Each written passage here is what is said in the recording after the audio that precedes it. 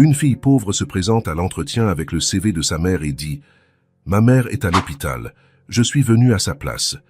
Ce que le milliardaire découvre est incroyable. Le jeudi matin à Paris commença comme tous les autres pour Caleb Moreau. Se réveiller à 6 heures, courir au parc Monceau, prendre son café et conduire jusqu'à l'immeuble où son entreprise occupait les 3 derniers étages, Caleb ajusta sa cravate pendant que l'ascenseur montait. À 42 ans, il avait bâti Solutions Moreau à partir de rien.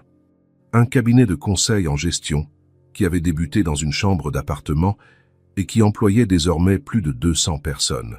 « Bonjour, M. Moreau », sourit Martine en lui tendant un dossier. Les candidats pour le poste d'assistant administratif attendent déjà. Caleb hocha la tête. Hocha la... Je commencerai dans 10 minutes. Dans son bureau, il ouvrit le dossier contenant 5 CV.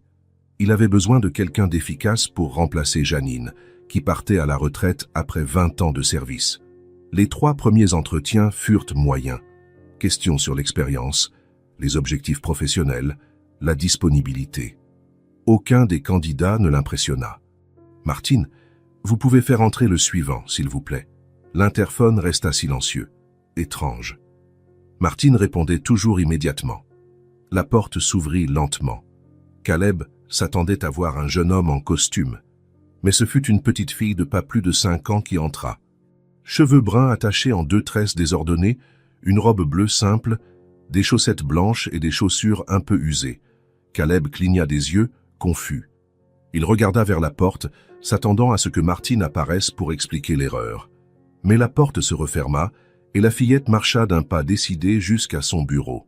« C'est vous le patron ?» demanda-t-elle d'une voix claire et articulée. « Oui, c'est moi, mais je crois que tu t'es trompé d'endroit, je mène des entretiens d'embauche. » La fillette hocha la tête avec sérieux. « Je sais, ma mère est à l'hôpital.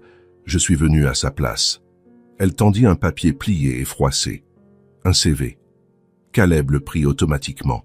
« Votre mère devait venir pour un entretien aujourd'hui ?»« Oui. » La fillette grimpa sur la chaise, balançant ses jambes qui n'atteignaient pas le sol. « Elle m'a appris qu'on ne doit pas manquer les entretiens.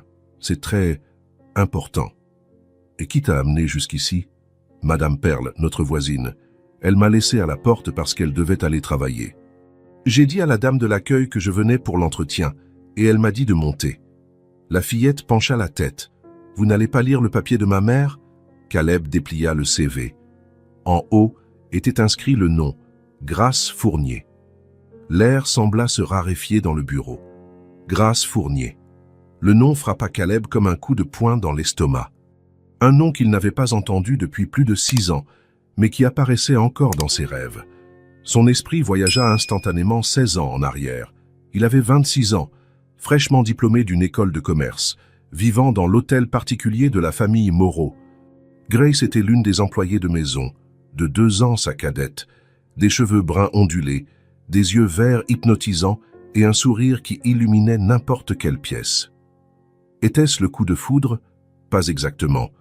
C était une connexion qui s'était développée progressivement lors de rencontres discrètes dans le jardin, de conversations tard le soir dans la cuisine vide, de moments volés loin des yeux vigilants des Éléonore Moreau, la mère de Caleb. 6 mois de bonheur absolu, des projets d'avenir, des conversations sur le mariage, les enfants, une maison où ils ne seraient que tous les deux. Et puis, un lundi matin, Grace N. était tout simplement pas venue. Sans préavis, sans lettre, sans explication. Sa petite chambre au fond de la demeure était vide, ses quelques affaires emportées. Elle avait disparu comme de la fumée dans l'air. Caleb se sentit abandonné, trahi.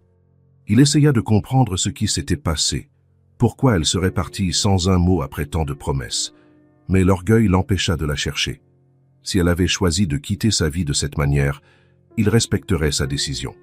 Finalement, il ravala sa douleur et alla de l'avant. Ou du moins, il essaya.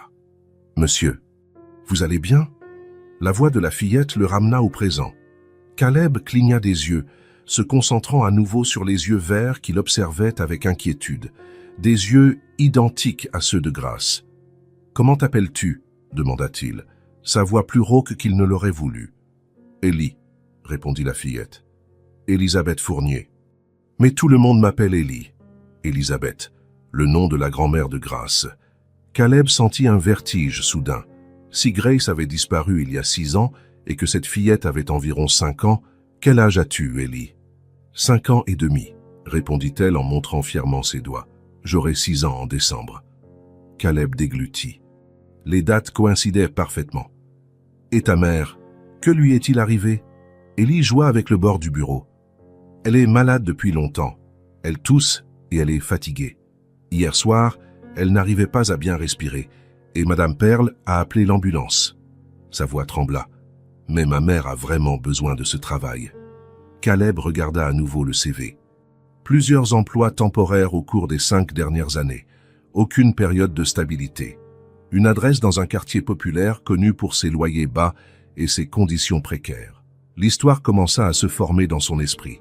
Grace, seule, élevant une fille. Luttant pour survivre. Et maintenant, assez malade pour être hospitalisée. Et cette fillette aux yeux verts et à la détermination surprenante, pourrait-elle être sa fille? Dans quel hôpital est ta mère, Ellie? À l'hôpital Saint-Louis, répondit-elle promptement. Chambre 307. Madame Pearl m'a montré le numéro. Je l'ai mémorisé. Caleb se leva, une décision prise en un instant. Voilà ce qu'on va faire, Ellie. Je vais annuler mes autres entretiens et nous allons tous les deux rendre visite à ta mère. Le visage de la fillette s'illumina. Vraiment? Vous allez m'emmener?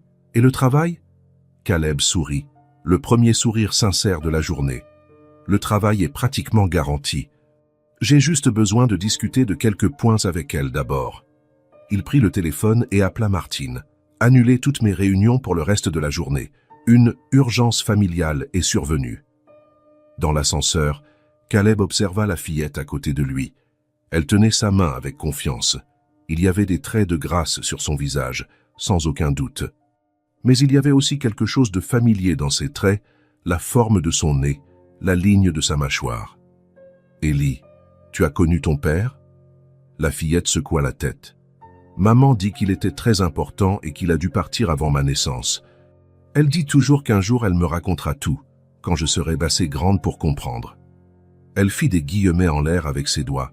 Pendant le trajet en voiture, Ellie parla sans arrêt. De son école à la maison, de ses dessins animés préférés, de comment sa mère lui lisait des histoires tous les soirs, même quand elle était fatiguée. De comment elle devait souvent déménager. Chaque mot était une pièce du puzzle des 6 dernières années de Grace, et chaque pièce brisait un peu plus le cœur de Caleb. À l'hôpital, Ellie lui serra de nouveau la main, le guidant avec assurance à travers les couloirs jusqu'à l'ascenseur. « Tu es déjà venu ici ?» demanda Caleb. « Oui, » répondit-elle. « Maman a travaillé ici un moment, au nettoyage. Mais était très fatigant et elle n'arrêtait pas de tousser à cause des produits. Au 3e étage, ils se dirigèrent vers la chambre 307. La porte était entr'ouverte. Ellie hésita. « Et si elle dort ?» L'infirmière a dit qu'elle devait se reposer. Caleb s'accroupit. « On peut jeter un coup d'œil d'abord. Si elle dort, on reviendra plus tard. » Ellie hocha la tête, satisfaite de la solution. Caleb poussa doucement la porte. La chambre était simple, avec 2 lits séparés par un rideau. Le lit le plus proche de la porte était vide. Dans le second lit, une silhouette féminine dormait, des tubes d'oxygène connectés à son nez, un moniteur cardiaque bipant doucement. « C'est elle », murmura Ellie. Caleb fit un pas en avant, son cœur s'accélérant. Il contourna le rideau et vit enfin le visage de la femme endormie. 6 ans avaient passé, mais il reconnaîtrait ce visage n'importe où. Les cheveux bruns, maintenant plus courts et avec quelques mèches grises prématurées. Le visage plus mince, avec des rides de soucis qui n'existaient pas avant. Mais était elle. Grace. Un médecin entra dans la chambre, interrompant le moment. Il regarda Caleb et Ellie avec curiosité. « Puis-je vous aider ?»« Oui, » répondit Caleb, sa voix ferme. « Je suis Caleb Moreau. Voici ma fille, Ellie, et voici Grace Fournier. J'aimerais discuter de son état. » Le médecin haussa les sourcils. « Vous êtes de la famille de la patiente ?» Caleb regarda Grace endormie, puis Ellie, qui l'observait avec espoir. « Oui, » répondit-il, avec une certitude qu'il n'avait pas ressentie depuis des années. « Nous sommes de la même famille, Le médecin consulta son presse-papier et fronça les sourcils. M. Moreau. La situation de Madame Fournier est délicate. Pneumonie aiguë, compliquée par une anémie sévère et un épuisement. Nous devons la garder hospitalisée au moins une semaine. Il fit une pause. Cependant, elle n'a pas de mutuelle santé. Selon le protocole, nous devrions la transférer dans un hôpital public demain. Caleb sentit une vague d'indignation. Cela ne sera pas nécessaire. Je couvrirai toutes les dépenses. Je veux qu'elle reçoive le meilleur traitement possible dans cet hôpital. Dans ce cas, le médecin parut soulagé. Je vais demander qu'elle soit transférée dans une chambre privée et désigner notre meilleure équipe. Merci, docteur. Caleb lui tendit la main. Mon assistante s'occupera des arrangements financiers aujourd'hui même. Après le départ du médecin, Ellie tira doucement la manche du veston de Caleb. On peut rester jusqu'à ce qu'elle se réveille? Caleb hocha la tête, tirant 2 chaises. Bien sûr qu'on peut. Ils s'assirent côte à côte, observant Grace. Caleb ne pouvait détacher son regard de son visage, cherchant la jeune femme qu'il avait connue des années auparavant dans la femme pâle et abattue sur le lit d'hôpital. Tant de questions tourbillonnaient dans son esprit. Pourquoi était-elle partie? Pourquoi ne lui avait-elle jamais parlé de la grossesse? Comment avait-elle survécu toutes ces années? Il regarda Ellie. Elle balançait ses jambes, trop silencieuse pour une enfant de 5 ans. Son petit visage affichait une maturité qu'aucun enfant ne devrait avoir. « Tu as faim, Ellie ?» Elle haussa les épaules, mais son estomac répondit par un gargouillis sonore. « Et si on allait à la cafétéria pendant que ta mère se repose? On pourra revenir après. » Ellie hésita, regardant Grace. « Et si elle se réveille et ne me voit pas? On peut laisser un mot à l'infirmière, et je promets qu'on revient vite. » À la cafétéria, Caleb observa Ellie dévorer un sandwich, des frites et un verre de jus. Elle mangeait comme quelqu'un qui n'avait pas vu un repas complet depuis des jours. « Ta mère cuisine pour toi ?» Ellie hocha la tête. « Oui, mais parfois il n'y a pas beaucoup à manger à la maison. Alors on partage. Maman dit toujours que je vais devenir forte, donc je dois manger plus qu'elle. » Chaque mot de la fillette était un coup de poignard dans le cœur de Caleb. L'image de Grace se privant de nourriture pour nourrir sa fille était insupportable. « Tu aimes la glace, Ellie ?» Ses yeux s'illuminèrent. « J'adore, mais j'en mange seulement pour mon anniversaire. C'est notre rituel spécial. Aujourd'hui, on peut faire une exception, dit-il, commandant 2 coupes de glace au chocolat. Pendant qu'il mangeait, Caleb l'interrogea sur l'école. « Je ne vais pas encore à l'école, » répondit-elle en léchant sa cuillère. « Maman m'apprend à la maison. Je sais lire, écrire et compter. » Et elle a raison, approuva Caleb. Ce n'est pas n'importe quel enfant de 5 ans qui irait seul à un entretien d'embauche.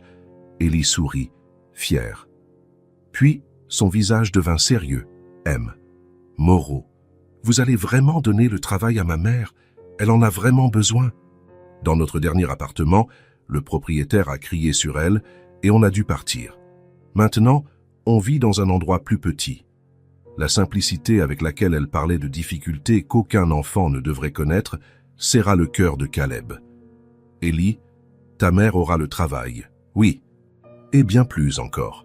Sur le chemin du retour vers la chambre, Caleb passa un appel rapide à Martine, lui demandant d'annuler ses rendez-vous pour les jours suivants et de contacter le service financier de l'hôpital. Quand ils arrivèrent dans la chambre, ils trouvèrent une infirmière vérifiant les signes vitaux de Grace. Elle leur sourit en les voyant. Elle s'est réveillée quelques minutes et a demandé sa fille. « Je lui ai dit que vous étiez à la cafétéria. Maintenant, elle dort naturellement, sans sédatif. Elle devrait se réveiller dans les prochaines heures. Merci, » répondit Caleb. Il remarqua que Grace avait été transférée dans une chambre privée. L'environnement était plus confortable, avec un fauteuil inclinable à côté du lit. Ellie courut aux côtés de sa mère. Elle a l'air mieux. Elle n'a plus cette couleur grise. Caleb sourit à l'observation précise de la fillette. En effet, Grace semblait avoir repris un peu de couleur. « Pourquoi ne t'assois-tu pas ici dans le fauteuil ?» suggéra-t-il. « Tu peux faire une sieste en attendant. » À sa grande surprise, Ellie accepta sans protester. La journée riche en émotions semblait avoir finalement eu raison d'elle. Elle se blottit dans le fauteuil et en quelques minutes, ses yeux commencèrent à se fermer. « Vous partez ?» demanda-t-elle d'une voix somnolente. « Non », assura Caleb, la couvrant avec son veston. Je vais rester ici avec vous deux. Satisfaite, Ellie s'endormit rapidement. Seul avec ses pensées, Caleb tira une chaise et s'assit entre le lit et le fauteuil, d'où il pouvait voir la mère et la fille en même temps. La ressemblance entre elles était évidente, mais maintenant il pouvait aussi voir ses propres traits chez Ellie, la forme du menton, la ligne du sourcil, le sourire, sa fille. L'idée semblait encore irréelle, mais à chaque minute, elle devenait plus concrète. Il avait une fille qu'il n'avait pas connue pendant 5 ans, une fille qui avait grandi dans la pauvreté pendant qu'il bâtissait un empire. Le sentiment de culpabilité fut remplacé par la détermination. Peu importait ce qui s'était passé, pourquoi Grace était partie, ou pourquoi elle ne lui avait jamais parlé de la grossesse, ce qui importait, c'était le présent. Et dans le présent, 2 personnes qui partageaient son sang avaient besoin de lui. Caleb observa le visage endormi de Grace.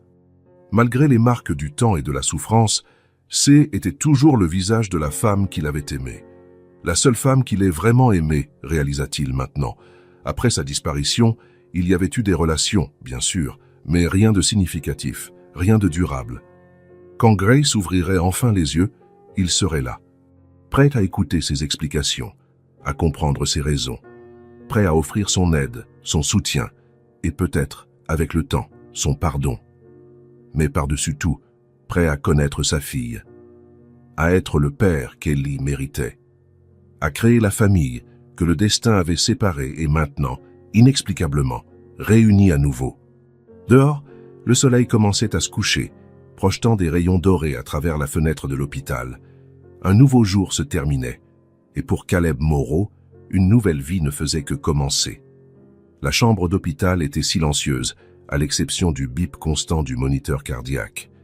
Le soleil du matin filtrait doucement à travers les fentes du store, créant des bandes dorées qui coupèrent l'air. Caleb était assis sur la même chaise depuis des heures, alternant son regard entre Grace endormie et Ellie, qui dormait toujours recroquevillée dans le fauteuil, couverte de son veston.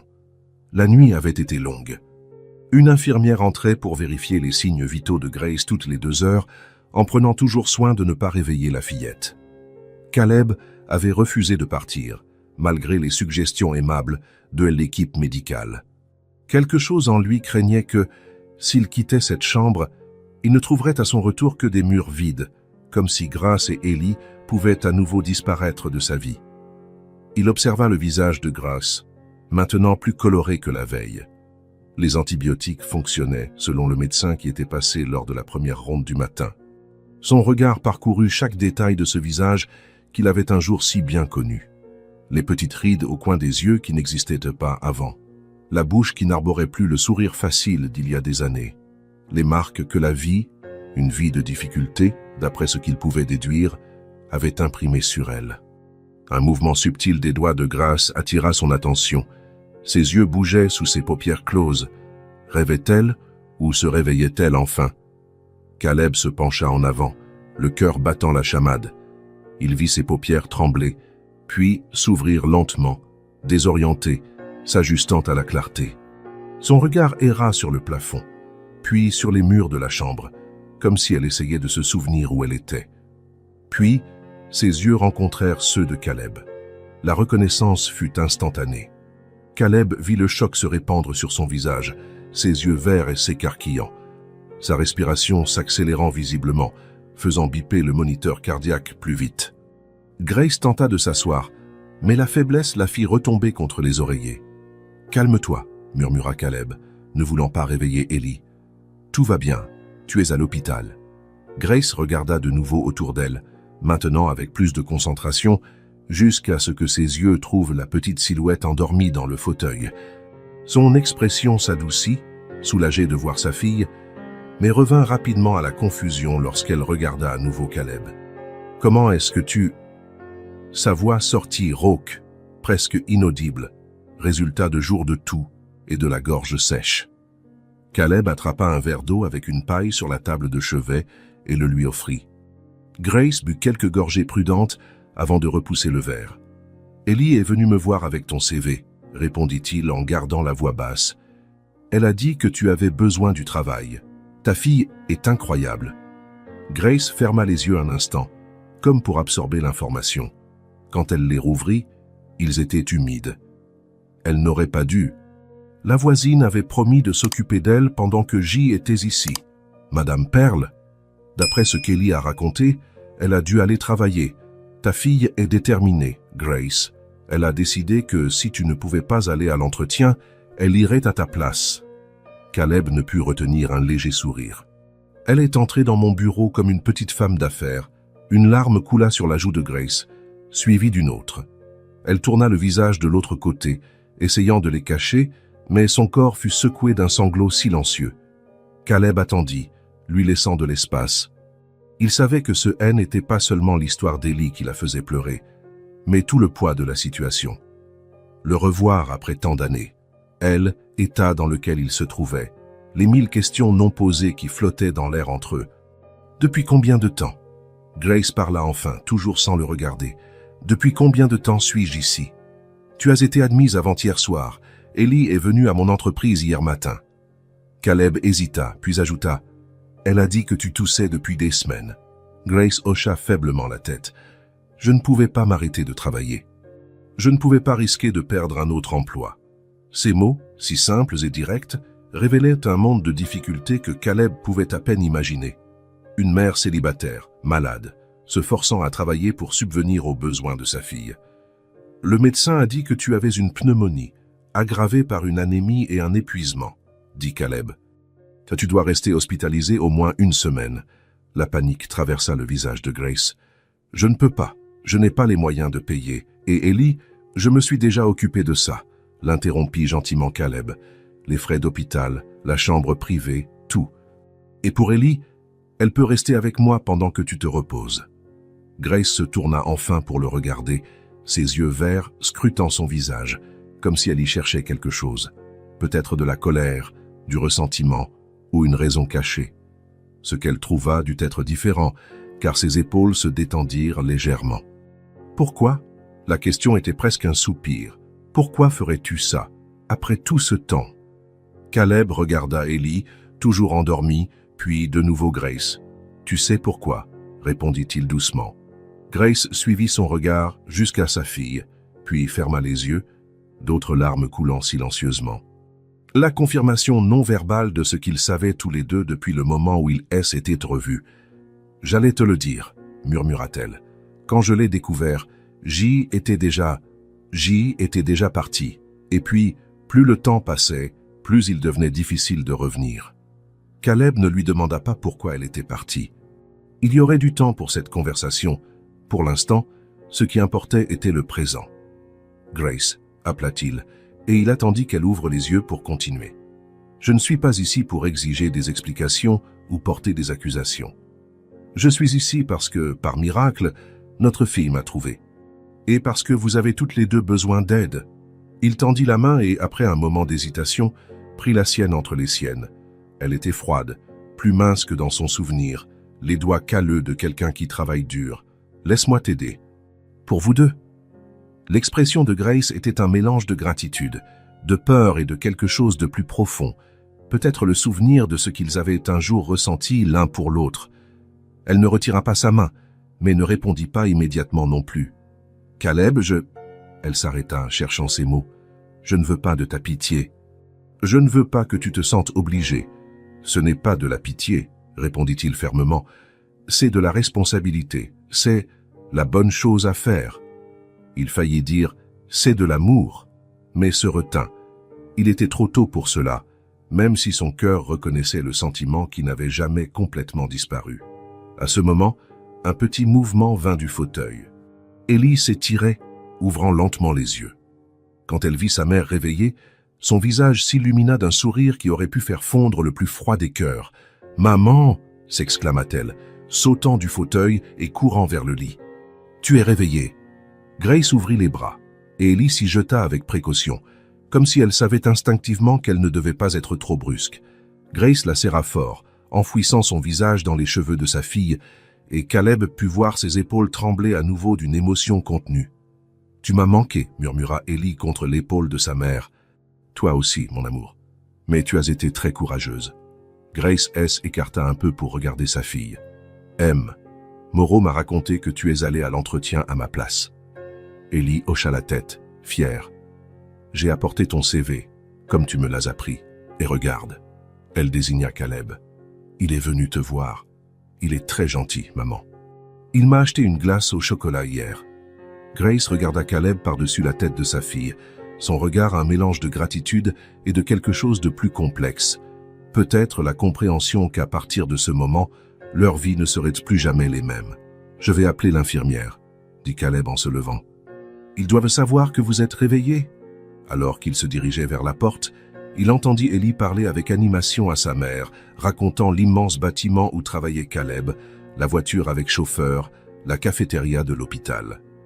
La joie pure dans la voix de la fillette était comme de la musique. Caleb s'arrêta à la porte et regarda une dernière fois en arrière. Grace l'observait toujours par-dessus la tête de sa fille. Leurs regards se croisèrent, et pendant un bref instant, c'était comme si les 6 dernières années n'avaient pas existé. Il y avait de la reconnaissance, une compréhension mutuelle, et peut-être, juste peut-être, la graine d'un nouveau départ. Il lui sourit, un sourire doux et sans pression.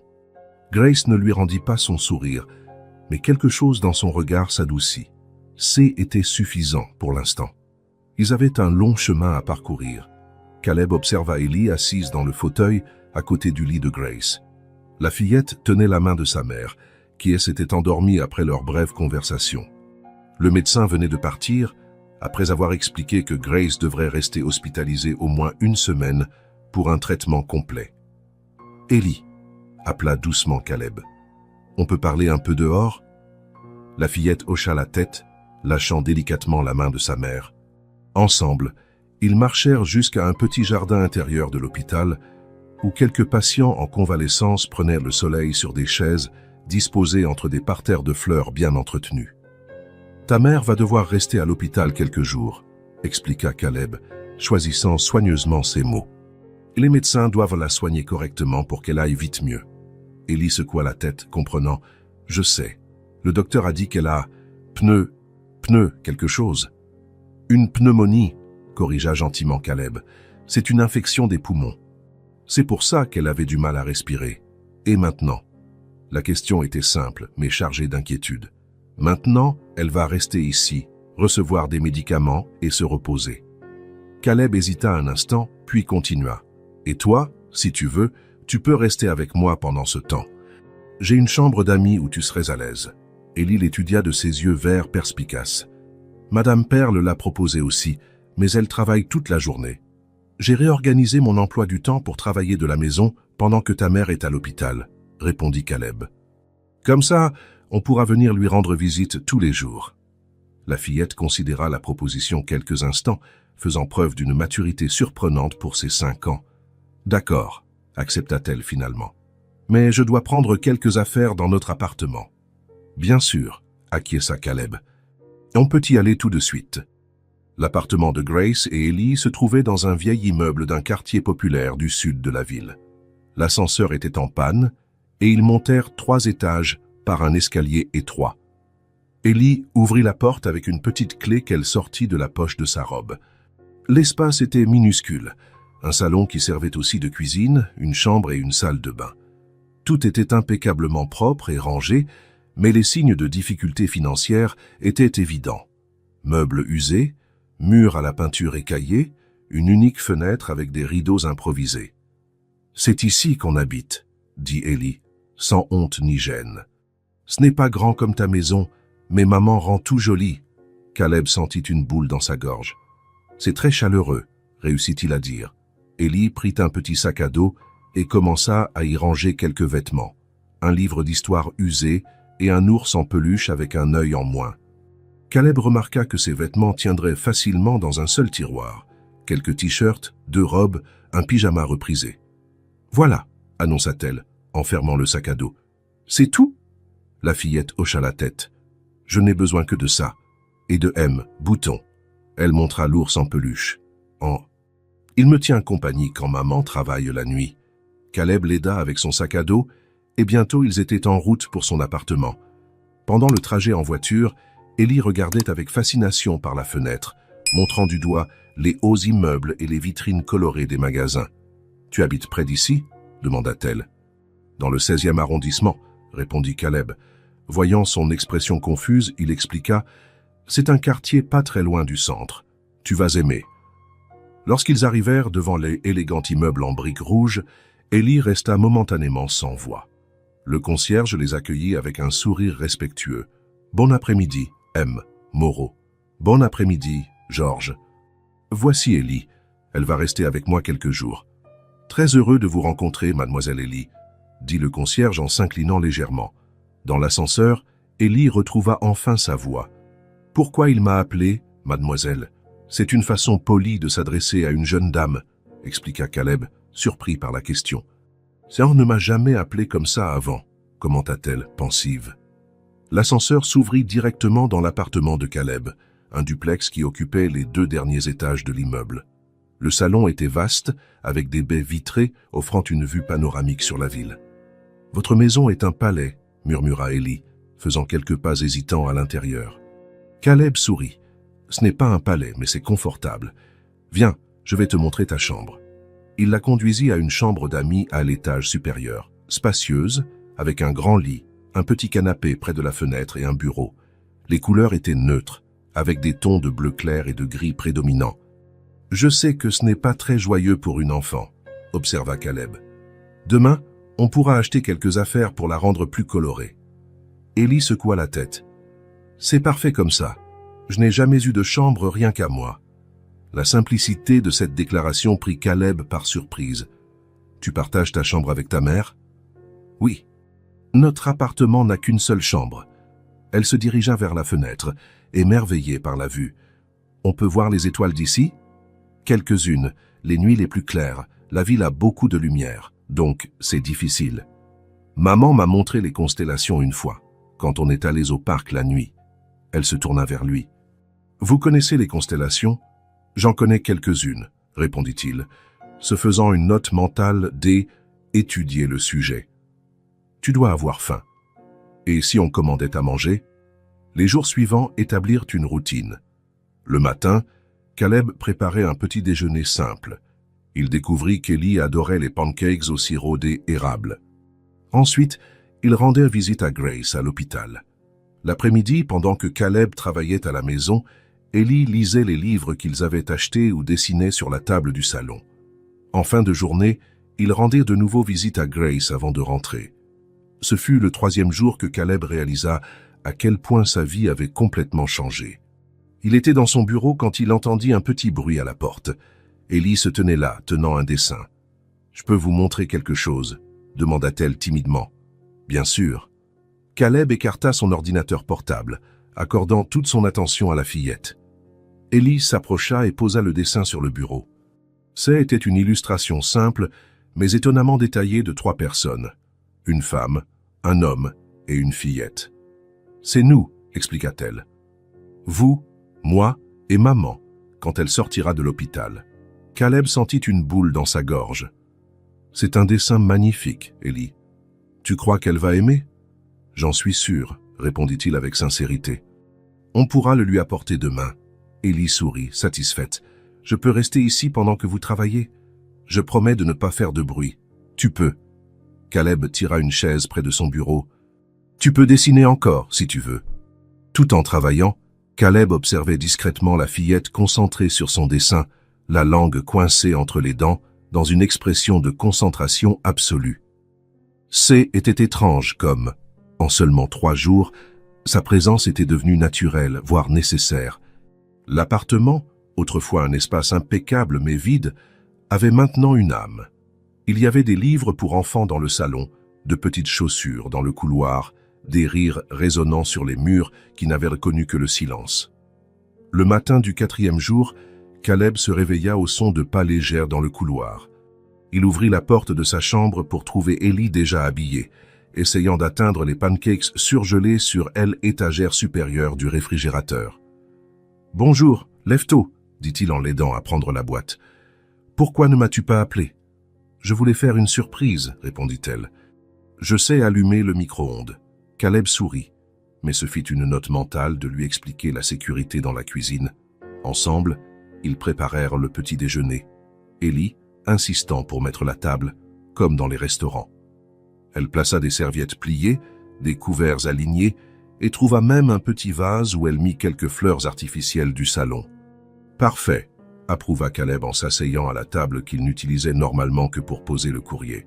« Tu serais une excellente hôtesse. »« C'est quoi une hôtesse ?» demanda Ellie, en mordant dans un pancake. « C'est quelqu'un qui reçoit des gens chez soi et fait en sorte qu'ils se sentent les bienvenus. » Elle réfléchit à l'explication. « Alors vous êtes un hôte pour moi ?»« Je suppose que oui, » répondit Caleb. « Tu te sens la bienvenue ?» Ellie hocha la tête, la bouche pleine de pancakes. Quand elle eut avalé, elle dit « C'est la meilleure maison que j'ai jamais visitée. Mais maman me manque. »« Je sais. » Caleb tendit la main, touchant brièvement la sienne. « Aujourd'hui, on va de nouveau lui rendre visite et lui apporter ton dessin. » Elle éclat dans les yeux de la fillette, valait tout l'or du monde. Le 5e jour, ils achetèrent des fournitures scolaires. Lors d'une conversation à l'hôpital, Grace avait mentionné qu'elle faisait l'école à la maison à Ellie, mais qu'elle n'avait pas toujours les ressources adéquates. « Tu aimes étudier ?» demanda Caleb alors qu'il parcourait une grande librairie. « J'adore », répondit-elle, les yeux brillants devant les étagères colorées. Sa maman dit que étudier est la seule chose que personne ne peut nous enlever. Caleb sentit un pincement au cœur en pensant à ce que Grace avait dû affronter pour transmettre ses valeurs à sa fille, même dans des conditions si difficiles. « Elle a raison », approuva-t-il. « Et si on choisissait quelques livres pour vous deux ?» Ellie sélectionna avec soin des livres d'histoire, un atlas, des livres de sciences avec de nombreuses illustrations. À chaque choix, elle expliquait pourquoi elle le trouvait important ou intéressant. Sa maturité et son discernement surprenaient Caleb chaque jour. Ce soir-là, ils lurent ensemble un des nouveaux livres. Ils parlaient d'un voyage dans l'espace avec des illustrations éblouissantes de planètes et d'étoiles. Ellie posait des questions perspicaces, absorbant chaque information avec enthousiasme. « Quand je serai grande, je veux être astronaute », déclara-t-elle en regardant une image de la Terre vue de l'espace, ou médecin, ou maîtresse. « Je n'ai pas encore décidé. »« Tu as le temps, » sourit Caleb, « et tu peux être tout ce que tu veux. Maman dit toujours ça. » Elle bâilla, la fatigue l'emportant finalement sur l'excitation de la journée. « Elle va aimer ses livres, j'en suis sûr, » répondit Caleb en l'aidant à s'installer dans son lit. « Ça demain, on lui en apportera quelques-uns pour qu'elle les voie. » Au moment de dormir, Ellie demanda « Vous pouvez laisser la porte un peu ouverte? Je n'aime pas quand il fait trop noir. »« Bien sûr, » répondit Caleb en laissant la porte entr'ouverte. « Moreau, » appela Ellie alors qu'il sortait déjà. « Merci de prendre soin de moi pendant que maman guérit. » Caleb sentit une vague d'affection pour la petite silhouette dans le grand lit. « C'est moi qui te remercie, Ellie. Ça a été spécial. » Plus tard, seul dans sa chambre, Caleb réalisa à quel point sa vie avait changé en seulement une semaine. Ce n'étaient pas seulement les changements physiques, les jouets, les livres pour enfants, les routines ajustées. C'était quelque chose de plus profond, une transformation intérieure. Avant, sa vie tournait autour du travail, des objectifs et des chiffres. Réunions importantes, délais serrés, négociations tendues. Des choses qui semblaient essentielles il y a à peine 7 jours lui paraissaient maintenant si lointaines. Il avait annulé ou reporté des engagements qu'il aurait autrefois considérés comme non négociables. Tout cela pour être présent pour une enfant qu'il connaissait à peine, mais qui occupait déjà une place immense dans son cœur. Maintenant, soudainement, il se souciait de choses comme les pancakes au petit déjeuner, les histoires avant de dormir et les étoiles qu'on pouvait à peine voir à travers les lumières de la ville. Il se souciait d'apprendre les constellations pour répondre aux questions curieuses d'Ellie. De trouver le juste équilibre entre discipline et liberté pour une enfant qui avait déjà vécu trop de responsabilités pour son âge. Dans la salle à manger, Caleb avait accroché le dessin qu'Ellie avait fait 2-3. Chaque fois qu'il passait par là, il s'arrêtait un instant pour l'observer. Les silhouettes simples, les grands sourires, les mains jointes, une famille. Le mot surgit dans son esprit sans y être invité, mais il ne le repoussa pas. C'était peut-être ce qu'ils étaient en train de devenir de manière improbable et inattendue. Le lendemain matin, Caleb et Ellie se préparaient pour une autre visite à l'hôpital. Aujourd'hui serait le jour de la conversation importante avec les médecins, le diagnostic complet de Grace, les perspectives de traitement, le temps de récupération. « Ellie, appela Caleb alors que la fillette rangeait soigneusement quelques dessins pour les montrer à sa mère. Tu sais que, quoi qu'il arrive, je continuerai à vous aider, ta mère et toi, n'est-ce pas? Elle le regarda, ses yeux verts, sérieux et confiants. Je sais, répondit-elle simplement. Maman a l'air plus heureuse quand vous êtes là. L'observation perspicace de la fillette le prit au dépourvu. Ne sachant que répondre, il se contenta de sourire. « Je suis prête », annonça Ellie, tenant son petit sac à dos avec les dessins et les livres. « Allons voir maman. » Ensemble, ils partirent pour la journée qui apporterait des nouvelles importantes, le diagnostic qui déterminerait les prochaines étapes de ce voyage inattendu qu'ils avaient commencé. La douce lumière du matin illuminait le couloir de l'hôpital pendant que Caleb et Ellie marchaient, main dans la main. Elle serrait fermement le sac à dos contenant les dessins et les livres qu'elle avait préparés pour sa mère. Ils s'arrêtèrent devant la porte de la chambre 307 et Caleb remarqua le docteur Richard qui discutait avec une infirmière près du poste de soins. « Ellie, tu peux entrer et rester avec ta mère? Je dois parler un instant au médecin. » La fillette hocha la tête et entra dans la chambre, laissant la porte entr'ouverte. Caleb s'approcha du médecin, qui le salua d'un signe de tête. « M. Moreau, je vous cherchais justement. Nous avons les résultats des examens de Madame Fournier. Voudriez-vous en discuter dans mon bureau? Ce serait mieux ici même, docteur. Je ne veux pas trop m'éloigner de la chambre. » Le docteur Richard acquiesça, compréhensif.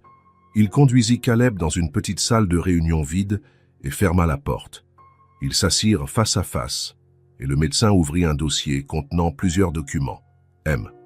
Moreau, le cas de Madame Fournier est plus complexe que nous ne le pensions initialement. Le médecin ajusta ses lunettes tout en analysant les documents. Elle a une pneumonie aiguë, comme nous l'avions déjà diagnostiqué, mais les analyses de sang ont révélé une anémie sévère qui complique sa guérison. « Une anémie sévère ?» répéta Caleb, sentant une pointe d'inquiétude. « Qu'est-ce que cela signifie exactement ?» Ses niveaux d'hémoglobine sont dangereusement bas, moins de la moitié de l'idéal pour une femme de son âge. Cela compromet le transport de l'oxygène dans le sang, rendant toute infection beaucoup plus grave. Le médecin fit une pause, son regard professionnel mais compatissant. « M. Moreau, cette anémie n'est pas apparue du jour au lendemain. D'après les schémas que nous observons, elle se développe probablement depuis des années. » « Des années ?» Caleb eut l'impression de recevoir un coup de poing dans l'estomac. Comment est-ce possible sans qu'elle s'en aperçoive? Malheureusement, c'est assez courant, surtout chez les personnes qui n'ont pas un accès régulier aux soins médicaux. Le docteur Richard passa à la page suivante des résultats. Son anémie présente des caractéristiques typiques d'une carence nutritionnelle prolongée. Manque de fer, de vitamines du complexe B, d'acide folique. Ajoutez à cela, nous avons trouvé des indicateurs de épuisement chronique et d'immunité affaiblie. Caleb essaya de traiter les informations, mais son esprit était rempli d'images. Grace travaillant comme employée de maison chez sa famille des années auparavant. Le petit appartement qu'il avait visité avec Ellie, la fillette mentionnant que parfois, il n'y avait pas beaucoup à manger à la maison. « En termes simples, docteur, demanda Caleb, sa voix plus rauque que d'habitude, que lui arrive-t-il? Le médecin soupira, abandonnant un instant le langage clinique. Son corps est épuisé, M. Moreau. Des années d'alimentation inadéquate, probablement combinées à un surmenage et au stress, sans suivi médical régulier. C'est comme une voiture qui aurait roulé continuellement sans entretien et avec un carburant de mauvaise qualité. Finalement, elle s'arrête. Et le traitement? Quelles sont les perspectives? Avec le traitement approprié, elle peut se rétablir complètement. Le docteur Richard ferma le dossier. Mais ce ne sera ni rapide ni simple. Nous traitons la pneumonie avec des antibiotiques à large spectre et nous avons déjà commencé les transfusions pour l'anémie. Mais le plus important sera ce qui se passera après sa sortie de l'hôpital. Comment ça? Madame Fournier aura besoin d'un changement complet de son mode de vie. Repos absolu pendant au moins 1 mois. Alimentation équilibrée et riche en nutriments spécifiques. Supplémentation vitaminique. Suivi médical régulier. Le médecin regarda Caleb droit dans les yeux. Et, plus important encore, pas de travail physique intense ni de multiples emplois, au moins pour les 3 à 6 prochains mois. La réalité de la situation frappa Caleb de plein fouet. Grace était une mère célibataire, vivant dans un minuscule appartement, luttant probablement pour payer ses factures. Comment pourrait-elle rester des mois sans travailler? Je comprends, dit-il finalement. Et quand pourra-t-elle sortir?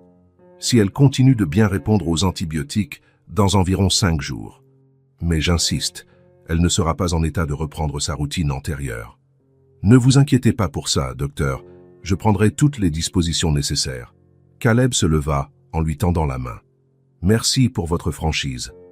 Quand le médecin sortit, Caleb resta quelques minutes dans la salle, essayant d'organiser ses pensées. Une vague de culpabilité l'envahit. Des années. Grace était dans cette situation depuis des années, pendant qu'il vivait confortablement, bâtissant son entreprise, accumulant des richesses.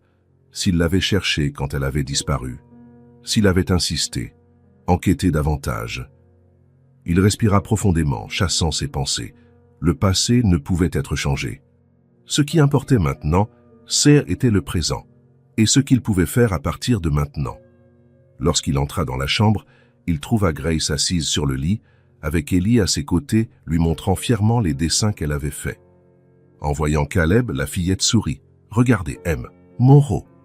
Maman a adoré le dessin de nous trois. » Grace le regarda, un remerciement silencieux dans les yeux. Elle semblait un peu mieux, moins pâle, plus alerte. Mais Caleb pouvait maintenant voir clairement les signes que le médecin avait mentionnés. La maigreur excessive, la fatigue dans ses yeux, les petits signes d'une lutte prolongée contre des circonstances qu'il pouvait à peine imaginer. « C'est un dessin merveilleux », commenta Caleb en s'approchant du lit. « Grace, je viens de parler au docteur Richard des résultats de vos examens. »« Ellie, ma chérie, » Grace s'adressa à sa fille, « pourquoi n'irais-tu pas à la cafétéria acheter un jus? Voilà un peu d'argent. »« Je peux y aller toute seule ?» demanda Ellie, excitée par la responsabilité. « La cafétéria est au bout du couloir, » répondit Grace. « Vas-y et reviens directement, sans détour. » Quand la fillette fut sortie, Grace se tourna vers Caleb, son expression maintenant sérieuse. « À quel point est-ce grave ?» Caleb s'assit sur la chaise à côté du lit et expliqua tout ce que le médecin avait dit. Il n'adoucit pas la vérité, mais fut délicat en exposant la gravité de la situation. Pendant qu'il parlait, il observa Grace assimiler les informations, non pas avec surprise ou choc, mais avec une résignation qui révélait que, d'une certaine manière, elle le savait déjà. « Des mois sans travailler », murmura-t-elle quand il eut fini. « Ce n'est pas possible, Caleb. J'ai des factures à payer, Ellie à m'occuper. »« Ne t'inquiète pas pour ça maintenant, » répondit-il, touchant instinctivement sa main. « Je suis là pour aider. Tu dois juste te concentrer sur ta guérison. » Grace retira doucement sa main, les yeux baissés. « Je ne peux pas accepter. Vous avez déjà fait trop en payant cet hôpital, en vous occupant d'Ellie. »« Grace, regarde-moi. » Caleb attendit qu'elle lève les yeux. « Je ne fais pas ça par charité. Je le fais parce que... » Il hésita, cherchant les mots justes. « Parce que vous êtes toutes les deux importantes pour moi. » Plus que je ne peux l'expliquer. Un silence plana entre eux, chargé de mots non dits, de questions non posées. Il fut interrompu par le retour joyeux d'Ellie, tenant un verre de jus d'orange et un paquet de biscuits qu'elle avait acheté avec la monnaie. « Regarde, maman. J'ai apporté des biscuits pour qu'on partage. » Le reste de la visite se déroula avec Ellie racontant avec animation son séjour dans l'appartement de Caleb, les livres qu'ils avaient achetés, les pancakes qu'elle avait appris à faire au micro-ondes. Grace souriait et posait des questions, mais Caleb pouvait percevoir l'inquiétude derrière son sourire. En fin d'après-midi, lorsque Grace commença à montrer des signes de fatigue, Caleb suggéra qu'il rentre. « Allons-y, Ellie, ta mère a besoin de se reposer. Nous reviendrons demain matin. » La fillette fit un câlin prudent à sa mère et ramassa ses dessins, ne laissant que le portrait d'eux trois accroché au mur près du lit. « C'est pour que tu ne te sentes pas seule, » expliqua-t-elle. Sur le chemin du retour, Caleb décida de s'arrêter dans un petit restaurant. « Que dirais-tu de dîner dehors ce soir? Je suis trop fatigué pour cuisiner. » Ellie accepta avec enthousiasme. L'endroit était simple, mais chaleureux. Tables en bois, lumière jaunâtre, l'arôme de la cuisine maison. Ils s'assirent dans un coin tranquille, et Caleb aida Ellie à choisir sur le menu. Pendant qu'ils mangeaient, Caleb remarqua que la fillette était inhabituellement silencieuse, jouant distraitement avec sa nourriture. « Tout va bien, Ellie? Tu n'aimes pas le plat? C'est bon, répondit-elle. Après une pause, elle demanda Maman va vraiment guérir? La question prit Caleb par surprise. Bien sûr qu'elle percevrait la gravité de la situation, peu importe à quel point ils essayèrent de la protéger. Oui, elle va guérir, répondit-il avec conviction. Mais ça va prendre du temps. Elle devra se reposer beaucoup après sa sortie de l'hôpital. Ellie hocha la tête, pensive. On a déjà vécu des moments difficiles, dit-elle, sa voix petite mais ferme. Parfois, on n'avait pas d'électricité, mais maman disait qu'on y arriverait. Caleb sentit une boule dans sa gorge. Ça, vous y êtes arrivé, n'est-ce pas? Oui. Ellie enroula quelques pattes sur sa fourchette. Maman trouve toujours une solution. C'est mon héroïne, vous savez? Elle est vraiment incroyable, acquiesça Caleb, luttant contre elle émotion qui menaçait de le submerger. Les enfants de ma rue ont un père, mais moi, je n'en ai jamais eu. Ellie parla sans tristesse, constatant simplement un fait. Mais ce n'est pas grave, parce que j'ai la meilleure maman du monde. Elle fait tout toute seule. Chaque mot était comme un couteau dans le cœur de Caleb. Il imagina Grace, jeune et seule, élevant une fille dans des conditions qu'il n'avait jamais connues, travaillant jusqu'à l'épuisement, se privant de nourriture pour qu'Ellie puisse manger, affrontant le froid quand il n'y avait pas d'argent pour payer l'électricité. Quand maman est très fatiguée, continua Ellie, c'est moi qui fais le dîner. Je sais réchauffer la soupe et faire des sandwichs. Tu es une petite fille très spéciale, Ellie, dit Caleb, la voix tremblante. Ta mère doit être très fière de toi. Elle dit que je suis le plus beau cadeau qu'elle ait jamais reçu. Ellie sourit, un sourire si semblable à celui de Grace que Caleb sentit son cœur se serrer. Je lui dis qu'elle est aussi mon plus beau cadeau. À ce moment, en observant la petite silhouette en face de lui, si jeune et portant pourtant une maturité forgée par l'adversité, Caleb comprit quelque chose de profond. Ellie était plus que sa fille biologique. Elle était le reflet vivant du sacrifice silencieux de Grace, de l'amour inconditionnel qu'il avait soutenu pendant toutes ces années. La colère qu'il avait ressentie envers lui-même plus tôt revint avec force. Il n'avait pas été là quand Grace en avait le plus besoin. Il n'avait pas vu la naissance de sa fille, n'avait pas tenu sa main dans les moments difficiles, n'avait pas aidé à allumer les lumières lorsque l'obscurité envahissait le petit appartement, mais maintenant, il était là. Et il ferait tout ce qui était en son pouvoir pour s'assurer que Grace et Ellie ne connaîtraient plus jamais de difficultés. M. Moreau? La voix d'Ellie le ramena au présent. Vous pleurez? Caleb n'avait pas remarqué la larme qui coulait sur sa joue. Il l'essuya rapidement, forçant un sourire. Parfois, les adultes aussi pleurent, répondit-il simplement. Ah, surtout quand ils entendent de belles choses. Ellie le regarda de ses grands yeux verts, les yeux de Grace, et tendit sa petite main sur la table, touchant la sienne dans un geste de réconfort étonnamment adulte. Ne soyez pas triste. Maintenant, maman va guérir, et on n'aura plus de difficultés, n'est-ce pas? Non, assura Caleb en serrant délicatement cette petite main. Plus jamais. Était une promesse. Pour Ellie, pour Grace et pour lui-même. Après des jours intenses à l'hôpital, observant la lente guérison de Grace et assimilant la gravité de son état, Caleb réalisa qu'ils avaient tous les deux, lui et Ellie, besoin d'une pause. La fillette, malgré sa maturité surprenante, restait une enfant de 5 ans portant des soucis bien trop lourds pour ses petites épaules. Le samedi matin, après la visite habituelle à Grace, qui allait visiblement mieux grâce aux transfusions et aux antibiotiques, Caleb prit une décision spontanée.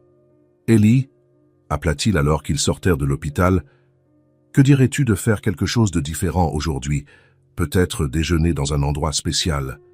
Les yeux de la fillette s'illuminèrent. « Comme un vrai restaurant, avec des serveurs et tout ?»« Exactement, » sourit Caleb, réalisant que quelque chose de si simple pour lui pouvait être une grande aventure pour elle.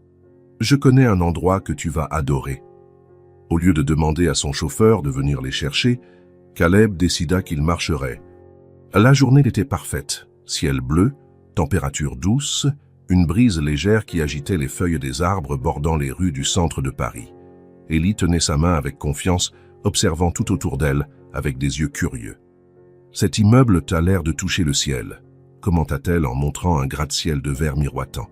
« Ça, c'est l'un des plus hauts de la ville », expliqua Caleb. « Savais-tu qu'il y a des ascenseurs spéciaux qui montent si vite que tu sens tes oreilles se boucher? Comme quand l'avion monte dans les histoires, c'est ça, Tu as déjà vu de vrais avions? Élie secoua la tête négativement. Seulement à la télé et dans les livres. Maman a dit qu'un jour on voyagera en avion. Pour aller à Disneyland, là où il y a le château de la princesse. Disneyland Paris, dit Caleb en se faisant une note mentale. C'est un endroit incroyable, en effet. Ils marchèrent une vingtaine de minutes jusqu'à un charmant restaurant italien dans le quartier historique de la ville. Il n'était pas extrêmement luxueux. Caleb avait délibérément choisi un endroit sophistiqué mais accueillant, où Élie ne se sentirait pas intimidée. « Bienvenue au Bella Vita », les accueillit le maître d'hôtel avec un sourire chaleureux.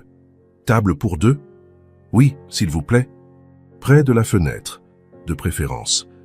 Il fut reconduit à une excellente table, avec vue sur une petite place arborée. Élie grimpa sur la chaise rembourrée, ses yeux parcourant l'ambiance avec fascination. Les petits lustres de cristal élégants, les nappes blanches impeccables, les arrangements de fleurs fraîches sur chaque table. « C'est si beau », murmura-t-elle, comme si elle craignait de briser la magie en parlant trop fort. Un serveur s'approcha, leur tendant les menus et plaçant un verre d'eau citronnée pour chacun. À Caleb, il proposa également la carte des vins, que celui-ci refusa poliment. « Puis-je apporter un menu enfant pour la petite demoiselle ?» demanda le serveur. « Qu'en penses-tu, Élie ?» s'enquit Caleb. « Ou tu préfères choisir sur le grand menu ?»« Je peux voir le grand menu d'abord ?» demanda-t-elle, surprenant autant Caleb que le serveur. « Bien sûr que vous pouvez », sourit le serveur, clairement charmé par la fillette. Élie ouvrit le menu volumineux, elle étudiant avec la même concentration qu'elle consacrait à ses livres. Caleb l'observait, admiratif de sa curiosité insatiable. « Il y a tellement de plats dont je n'ai jamais entendu parler », commenta-t-elle en fronçant les sourcils devant les mots en italien. « Qu'est-ce que c'est? Ravi, ravioli. Ce sont comme de petits coussins de pâte farcie, expliqua Caleb. Ils peuvent être au fromage, à la viande, aux épinards. Et carbonara? C'est une sauce crémeuse pour les pâtes, faite avec des œufs, du fromage et des lardons. » Élie réfléchit aux options quelques instants de plus avant de décider « Je veux essayer les raviolis.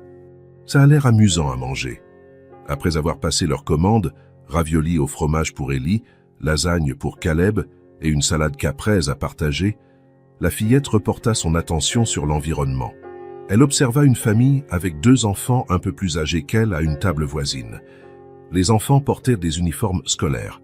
« Elles vont dans une vraie école », commenta Élie, une note de désir dans la voix. « Oui », confirma Caleb, « on dirait qu'elles viennent de sortir des cours. »« Maman me fait, elle, école à la maison », dit Élie, traçant des motifs sur la condensation de son verre d'eau. « C'est une bonne maîtresse. » Mais elle hésita, comme si elle craignait de être déloyale. « Mais quoi ?» l'encouragea gentiment Caleb. « Mon rêve, c'est d'aller dans une vraie école, » confia-t-elle, sa voix basse mais intense. « Avoir un cartable, une récréation, des amis. » Ses yeux brillaient en l'imaginant. Apprendre de nouvelles choses tous les jours et jouer dans la cour. Quelque chose se serra dans la poitrine de Caleb. C'était un désir si simple, si fondamental, quelque chose que la plupart des enfants tenaient pour acquis, mais qui pour Élie était un rêve lointain. « Tu aimerais aller à l'école quand ta mère ira mieux ?» demanda-t-il. Élie hocha la tête avec emphase, puis parut inquiète. « Mais les écoles coûtent de l'argent, n'est-ce pas ? Maman dit toujours qu'on doit économiser pour les choses importantes. »« Il y a beaucoup de bonnes écoles qui ne coûtent rien, » expliqua Caleb. « Et l'éducation est l'une des choses les plus importantes qui existent. » L'arrivée de la salade interrompit momentanément la conversation. Élie regarda avec curiosité les disques blancs de fromage, intercalés avec des tomates rouges et des feuilles de basilic vert. « On dirait le drapeau de l'Italie, » observa-t-elle, surprenant Caleb par sa connaissance. « Exactement. Comment connais-tu le drapeau italien ? » « J'ai un livre des drapeaux du monde, » expliqua-t-elle avec naturel. « Maman l'a trouvé à la bibliothèque où elle travaillait avant. Je les ai presque tous mémorisés. » Tout en savourant la salade, Élie continua de parler de son amour pour les livres et la connaissance.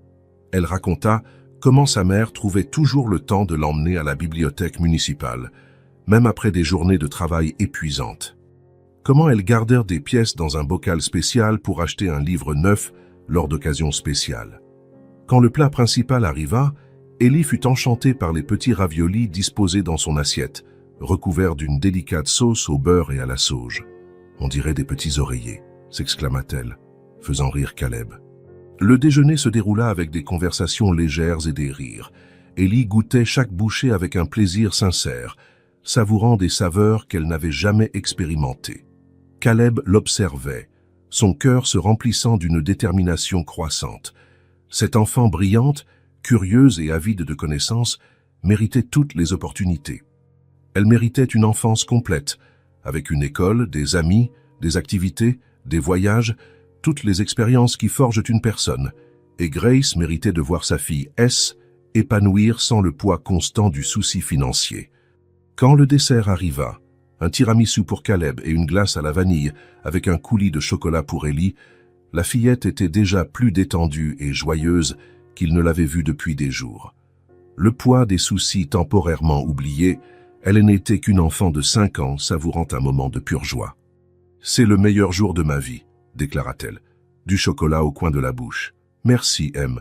Moreau. »« Appelle-moi Caleb, » dit-il, se surprenant lui-même. « Et c'est moi qui te remercie pour ta compagnie. » Après le déjeuner, ils se promenèrent sur la place, s'arrêtant pour observer un groupe de musiciens de rue.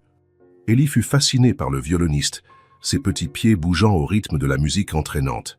« Tu aimerais apprendre à jouer d'un instrument ?» demanda Caleb. « Du piano ?» répondit-elle promptement. « Il y en a un dans l'église près de chez nous. La dame qui en joue me laisse parfois appuyer sur les touches après la messe. Une autre note mentale. Piano. École. Nouveau cartable. Amis. Une enfance normale. » Tout en regardant Ellie danser librement au son de la musique, Caleb prit une décision silencieuse mais ferme. Il allait le faire. Réaliser tous les rêves que cette petite fille portait en elle. Aller à l'école, avoir des amis, apprendre le piano, et même visiter ce château de princesse. Et il le ferait non par culpabilité ou obligation, mais parce qu'Ellie le méritait. La journée avait commencé comme une simple pause des soucis, une tentative d'alléger le fardeau émotionnel des derniers jours. Mais elle s'était transformée en quelque chose de plus, un aperçu de l'avenir qu'ils pourraient construire ensemble. Un avenir où Ellie pourrait ne être qu'une enfant.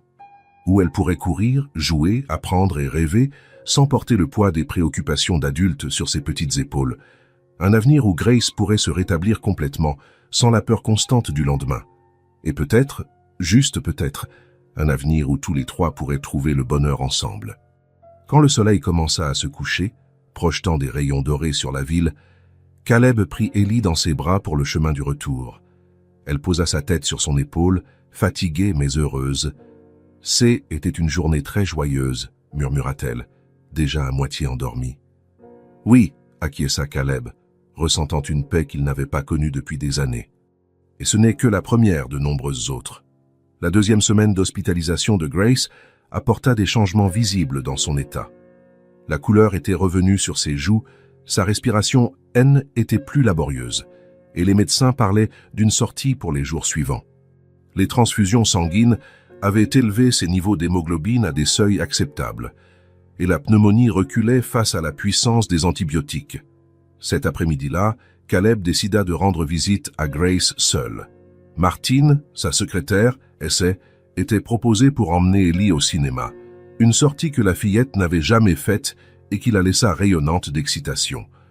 Avant de partir, Ellie serra Caleb dans ses bras et murmura « Dis à maman que ce soir je vais voir un film sur un écran géant. » Maintenant, en marchant dans le couloir familier de l'hôpital, Caleb ressentait un étrange mélange d'anxiété et d'attente.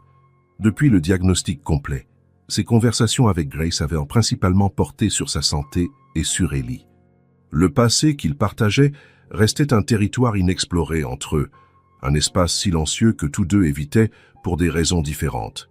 Mais aujourd'hui, ce serait différent. Il avait pris une décision. Il frappa doucement à la porte de la chambre avant d'entrer. Grace était assise dans son lit, un livre ouvert sur ses genoux, l'un de ceux qu'Ellie avait choisis à la librairie. En le voyant, elle marqua la page et sourit légèrement. « Où est la tornade, Ellie ?» demanda-t-elle, remarquant son absence. « Au cinéma », répondit Caleb en s'asseyant sur la chaise à côté du lit. Martine l'a emmené voir ce nouveau film d'animation sur les dinosaures. D'après son excitation, On aurait dit qu'elle partait pour une autre planète. Grace rit, un son que Caleb avait entendu plus souvent ces derniers jours et qui provoquait toujours un effet étrange dans sa poitrine. Elle n'est jamais allée au cinéma, commenta Grace, une ombre passant brièvement dans ses yeux. J'ai toujours voulu l'emmener, mais maintenant, elle y va, compléta doucement Caleb. Et il y aura beaucoup d'autres premières fois. Un silence confortable s'installa entre eux. Grace semblait plus détendue aujourd'hui, moins sur la défensive. C'était peut-être l'amélioration de sa santé, ou peut-être la certitude qu'Ellie était entre de bonnes mains. « Comment te sens-tu » demanda Caleb, sincèrement intéressé. « Mieux, plus forte. » Elle s'adossa contre les oreillers. « Le docteur Richard a dit que je pourrais sortir dans 2 jours, si les examens continuent de s'améliorer. C'est une excellente nouvelle. »« Oui, mais... » Elle hésita, son regard se posant sur ses mains. « Il a aussi dit que je ne pourrais pas travailler pendant au moins 1 mois, et que j'aurais besoin d'un suivi continu, de médicaments, d'une alimentation spéciale. »« Grace, » l'interrompit gentiment Caleb, « nous en avons déjà parlé. Ne t'inquiète pas pour l'aspect financier. Je suis là pour aider. »« Pourquoi ?» La question fut directe, ses yeux verts rencontrant enfin les siens. « Pourquoi fais-tu tout ça, Caleb ?» Était le moment qu'il avait anticipé, l'ouverture pour la conversation qu'il devait avoir. « Pour plusieurs raisons, » répondit-il calmement. « Pour Ellie, bien sûr. Elle est... Eh bien, nous savons tous les deux qui elle est pour moi. » Il fit une pause, choisissant ses prochains mots avec soin. « Et pour toi, Grace ?»« Pour ce que nous avons eu, pour ce que nous aurions pu avoir. » Grace détourna le regard, son expression un mélange complexe de émotions. « Ellie est incroyable, » dit Caleb, changeant légèrement de sujet. « Son intelligence, sa sensibilité, la façon dont elle voit le monde. Quand je pense que j'ai failli ne jamais la connaître, elle a beaucoup de toi, » répondit doucement Grace. Pas seulement l'apparence, la détermination, la curiosité insatiable, même cette petite ride qui se forme entre ses sourcils quand elle est concentrée. Un petit sourire effleura ses lèvres. Chaque fois que je la voyais faire ça, je pensais à toi. La révélation frappa Caleb comme une vague douce mais puissante. Pendant toutes ces années, Grace l'avait vue en sa fille. Elle avait préservé ce lien, même lorsque tout semblait perdu. « Elle a le meilleur de toi, » dit-il avec sincérité. Grace le regarda, ses yeux adoucis. « Et le meilleur de toi aussi, même sans le savoir. » Il y eut un échange de regards, un moment délicat, fragile comme du cristal, où quelque chose d'ancien et d'endormi sembla se réveiller. Ce N n'était pas de l'amour, pas encore. C était plus basique, plus fondamental, la confiance. Le début d'un pont sur le gouffre que les années avaient créé entre eux. Caleb prit une profonde inspiration. C était maintenant ou jamais. « Grace, » commença-t-il, sa voix calme mais ferme. « Il y a quelque chose que je dois te demander. Quelque chose qui me tourmente depuis 6 ans. » Il fit une pause, rassemblant son courage. « Pourquoi as-tu disparu ? Je t'ai cherché. » Le mensonge lui échappa avant qu'il ne puisse le retenir. Il ne l'avait pas cherché, pas vraiment. Son orgueil blessé l'en avait empêché. Mais d'une manière ou d'une autre, à cet instant, il semblait important qu'elle sache qu'elle lui avait manqué, que son absence avait laissé un vide. Grace resta silencieuse un long moment, son regard fixé sur la fenêtre, où le soleil de l'après-midi créait des motifs dorés à travers les stores. Quand elle parla enfin, sa voix était basse, presque un murmure. « Ta mère a découvert notre relation. » Les mots planèrent dans l'air, lourds comme du plomb. Caleb sentit son corps se raidir. « Éléonore m'a convoqué dans son bureau à l'hôtel particulier. Un jour où tu étais en ville, » continua Grace, chaque mot semblant douloureux à prononcer.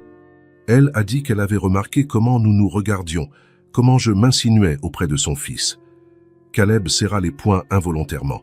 Il pouvait imaginer la scène avec une clarté douloureuse. Sa mère, froide et calculatrice, et Grace, jeune et vulnérable. Elle m'a renvoyé sur le champ. Elle a dit que était honteux, que j'essayais de grimper l'échelle sociale grâce à toi. Grace déglutit, le souvenir visiblement encore pénible. Ensuite, elle m'a offert de l'argent, une somme importante pour quelqu'un comme moi qui n'avait rien. Assez pour recommencer ailleurs, loin de Paris, loin de toi. « Et tu as accepté, » dit Caleb, non pas comme une accusation, mais comme une constatation. Grace hocha la tête, des larmes silencieuses commençant à couler sur son visage. J'y étais seul, Caleb, sans famille, sans vrais amis, sans nulle part où aller, après avoir perdu mon travail et mon logement à la demeure. J'ai accepté. Sa voix se brisa. Et puis, quelques semaines plus tard, j'ai découvert que j'y étais enceinte. Caleb eut l'impression que l'air avait été aspiré de la pièce. La révélation n'était pas inattendue. Il avait déjà déduit une grande partie de l'histoire, mais entendre la confirmation, la vérité crue de l'ingérence de sa mère dans sa vie de cette manière, était dévastateur. « Pourquoi ne m'as-tu pas cherché alors ?» demanda-t-il, la voix rauque d'une émotion contenue. « Quand tu as su pour Ellie ?» Grace essuya ses larmes du dos de sa main. « J'ai essayé une fois. Je suis allé à l'entreprise de ta famille, 3 mois après être parti. J était déterminée à te parler du bébé. » Elle sourit tristement. La réceptionniste a appelé le bureau d'Éléonore. Quelques minutes plus tard, le chef de la sécurité m'a escorté hors du bâtiment, en disant qu'il y avait des ordres exprès de ne me permettre aucun contact avec un membre de la famille Moreau. « Mon Dieu !» murmura Caleb, la révélation le frappant comme un coup de poing. « Je n'ai jamais su. Après ça, j'ai abandonné. » Grace le regarda droit dans les yeux. « Je me suis convaincu que C.E. était mieux ainsi, que tu avais probablement tourné la page, que tu ne voudrais peut-être même pas savoir que tu avais un enfant avec moi. Et puis Ellie est née, et survivre est devenu ma seule priorité. » Le silence qui suivit était chargé de 6 ans d'histoires non vécues, de moments perdus, d'un avenir qui leur avait été volé par l'orgueil, les préjugés et la manipulation. Caleb absorbait chaque mot, chaque révélation. Il ressentait une colère froide envers sa mère, mais aussi une culpabilité croissante pour sa propre passivité. Il aurait pu chercher Grace plus activement. Il aurait pu interroger sa mère. Il aurait pu faire tant de choses différemment. « Je suis désolé », dit-il finalement, les mots semblant inadéquats face à l'ampleur de ce qu'ils avaient perdu. « Si j'avais su, on ne peut pas changer le passé, Caleb, » l'interrompit doucement Grace. « Nous avons fait ce que nous pouvions avec ce que nous avions à ce moment-là. » Il hocha la tête, reconnaissant la sagesse de ses paroles.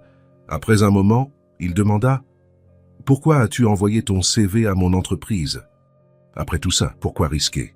Un petit sourire effleura les lèvres de Grace. « Je ne l'ai pas envoyé, du moins pas consciemment. » Voyant la confusion sur son visage, elle expliqua « Je postulais à des dizaines d'emplois cette semaine-là. À un moment donné, Solutions Moreau est apparue dans les listes. J'ai vu le nom de l'entreprise, mais je n'ai pas fait le lien avec toi.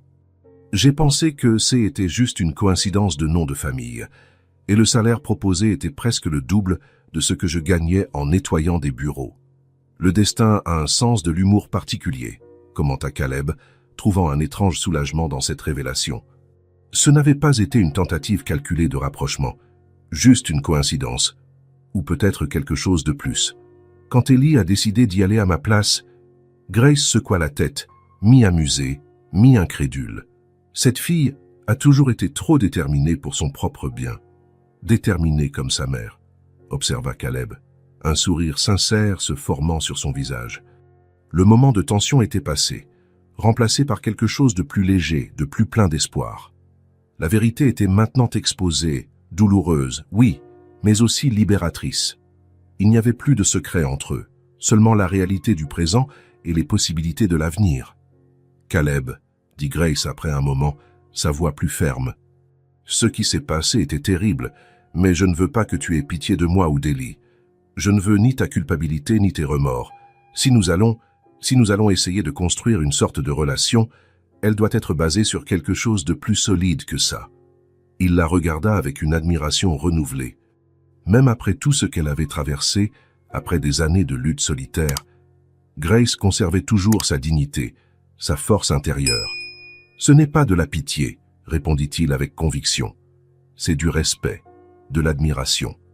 Et peut-être, avec le temps, quelque chose de plus. » Il fit une pause, choisissant soigneusement ses prochains mots. « Je ne sais pas exactement à quoi ressemblera notre avenir, Grace, mais je sais que je veux être présent dans la vie d'Ellie. Et, si tu me le permets, dans la tienne aussi. » Grace ne répondit pas immédiatement. Au lieu de cela, elle tendit la main à travers l'espace qui les séparait. Caleb la prit dans la sienne, sentant la délicatesse de ses doigts qui, malgré les callosités du travail acharné, gardèrent toujours la même douceur dont il se souvenait. C'est était un petit geste, mais chargé de sens. Un premier pas vers la reconstruction de la confiance. Une reconnaissance silencieuse que, malgré tout ce qu'ils avaient là perdu, il y avait peut-être encore quelque chose à sauver. Un jour à la fois, murmura Grace en serrant légèrement sa main. Un jour à la fois, acquiesça Caleb. Par la fenêtre de l'hôpital, le soleil commençait à se coucher, jetant une lueur rouge dorée sur la ville. Un jour se terminait. Et avec lui, peut-être, le long hiver qui s'était installé entre eux 6 ans plus tôt, commençait enfin à laisser place à une promesse de printemps. L'hôtel particulier des Moreau se dressait, imposant, dans le quartier exclusif du 16e arrondissement, exactement comme Caleb s'en souvenait. Le jardin méticuleusement entretenu, les colonnes classiques, les hautes fenêtres, tout exhalait le pouvoir et la tradition. En montant les marches de l'entrée, il sentit le poids familier de l'imposante demeure, quelque chose qu'il avait laissé derrière lui en décidant de suivre son propre chemin. Près de 3 ans, elle s'était écoulée depuis sa dernière visite. 3 ans d'éloignement progressif d'Éléonore Moreau, la matriarche de la famille, dont le contrôle sur la vie de son fils avait diminué dans la même proportion que son indépendance financière augmentait. Le majordome qui ouvrit la porte parut sincèrement surpris de le voir. « Monsieur Caleb, quelle agréable surprise. »« Bonjour, Harrison. Ma mère est à la maison. »« Oui, monsieur, dans le salon. Dois-je vous annoncer ? » ?»« Ce ne sera pas nécessaire, merci. » Caleb traversa le hall d'entrée, ses pas résonnant sur le sol en marbre. Chaque recoin de cette maison gardait des souvenirs, certains bons, beaucoup d'eux étouffants. Et maintenant, après la révélation de Grace, l'endroit tout entier semblait contaminé par la manipulation et le contrôle. Il trouva Éléonore exactement là où Harrison l'avait dit. Assise dans son fauteuil préféré près de la cheminée, impeccablement vêtue même à la maison, feuilletant un magazine d'art. À 65 ans, elle conservait l'élégance et la posture qui avaient en fait d'elle une figure respectée et redoutée dans les cercles d'affaires et sociaux de Paris. « Caleb », dit-elle, sans lever les yeux de son magazine. « Quelle surprise! Je pensais que tu étais trop occupé avec ta récente œuvre de charité pour des visites familiales. » Il ne fut pas surpris qu'elle soit déjà au courant pour Grace et Ellie. Éléonore avait toujours gardé ses yeux et ses oreilles stratégiquement placés dans la ville. « Bonjour, mère. » Caleb resta debout, refusant l'invitation silencieuse à s'asseoir. « Car nous devons parler. » Quelque chose dans son ton fit enfin lever les yeux à Éléonore. Elle étudia un moment, puis ferma le magazine et le posa soigneusement sur la table d'appoint. « À propos de l'employé de maison et de sa fille, je présume. » La froideur calculée avec laquelle elle se référa à Grace et Ellie fit bouillir le sang de Caleb, mais il garda son sang-froid. Elle n'était pas là pour une explosion émotionnelle, mais pour un règlement de comptes attendu depuis longtemps. « Leurs noms sont Grace et Ellie, » corrigea-t-il, la voix contrôlée. « Eh oui, c'est d'elle que je suis venu parler. » Éléonore soupira théâtralement. « Caleb, mon cher, j'espérais que tu aurais surmonté cette fixation d'adolescent. C était une employée. Une fille sans éducation formelle, sans famille respectable, sans... Tu savais que je l'aimais, l'interrompit Caleb, les mots sortant plus intenses qu'il ne l'aurait voulu. Tu nous as séparés. Ce haine n'était pas une question, mais une accusation directe. Éléonore ne montra aucune surprise et ne nia pas. Au contraire, son visage prit une expression de certitude inébranlable. « J'ai fait ce qui était nécessaire, » répondit-elle calmement. « Tu avais 26 ans, tu sortais juste de l'école de commerce, avec un avenir brillant devant toi. Tu allais prendre ta place dans l'entreprise, faire un mariage convenable, perpétuer l'héritage de la famille. » Ses yeux se plissèrent légèrement. « Je ne pouvais pas permettre que tu gâches tout ça pour un béguin pour une employée de maison. » Caleb absorba chaque mot, chaque justification froide et calculatrice. Il n'y avait aucun regret dans la voix d'Éléonore, seulement la conviction absolue qu'elle avait agi correctement. « Tu l'as payée pour qu'elle parte, » continua-t-il. « Et moi depuis tu l'as empêchée de me chercher quand tu as découvert qu'elle était enceinte. » Un éclair de surprise traversa le visage d'Éléonore, non pas à cause de l'accusation elle-même, mais de la découverte de Caleb. « Elle t'a donc raconté, » commenta-t-elle en se reprenant rapidement. Oui, j'ai pris les dispositions nécessaires. Je lui ai offert une chance de recommencer avec des ressources suffisantes. Quant à la grossesse, elle fit un geste dédaigneux. Quand elle s'est présentée à l'entreprise, des mois plus tard, il était évident ce qu'elle voulait.